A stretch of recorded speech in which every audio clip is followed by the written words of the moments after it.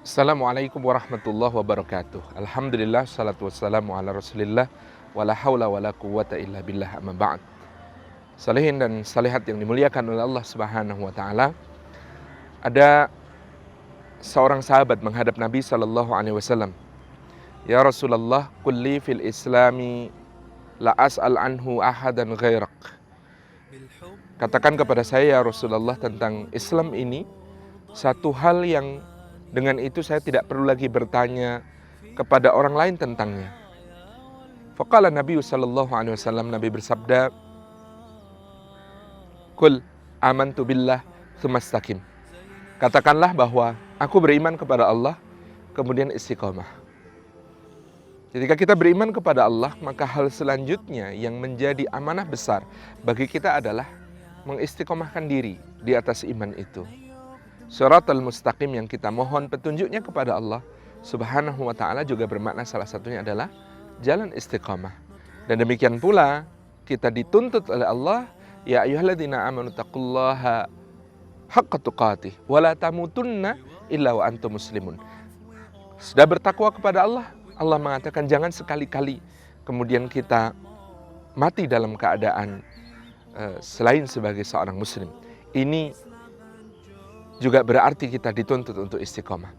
Nah, apa kunci-kunci istiqomah? Kali ini kita sampaikan ada dua kunci istiqomah yang bisa kita lihat. Yang pertama yang dikatakan Al-Imam Asy-Syafi'i rahimahullah ta'ala. Beliau mengatakan, man syahida fi nafsihi dha'fa nalal istiqomah.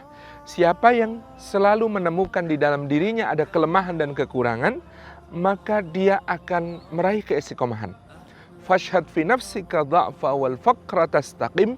Maka temukan selalu di dalam dirimu ada kelemahan, kekurangan, maka engkau akan istiqomah. Inilah kuncinya.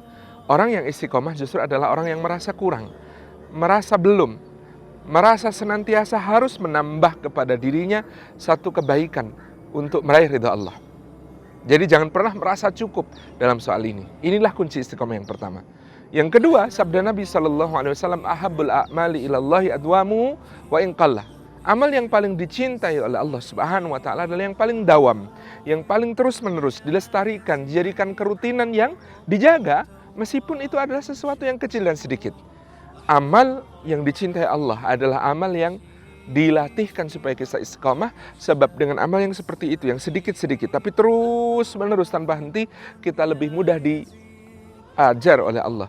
Kita lebih mudah untuk dididik oleh Allah supaya menjadi seorang yang mukhlas, supaya menjadi seorang yang mukhlasin, orang yang dikuatkan oleh Allah untuk menjadi seorang yang ikhlas.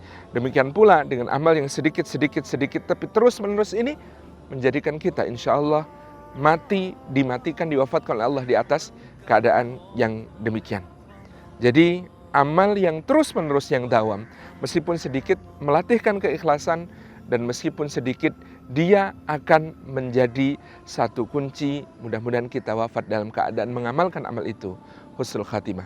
Jadi setelah amal-amal yang fardu kita jaga, hendaknya kita, kata para ulama, memiliki satu amalan yang rutin, yang kita dawamkan, kita jaga terus-menerus, dan bahkan kalau perlu kita rahasiakan sehingga tidak ada yang tahu kecuali kita kan Allah subhanahu wa ta'ala.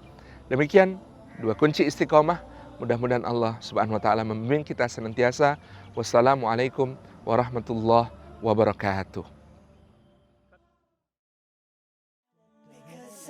I'm a Muslim, that's what makes me happy, and that's the truth. Because I'm happy, because I have the noble Quran, and that's where I get my rules. Because I'm happy, because my Lord is merciful, and He is to forgive.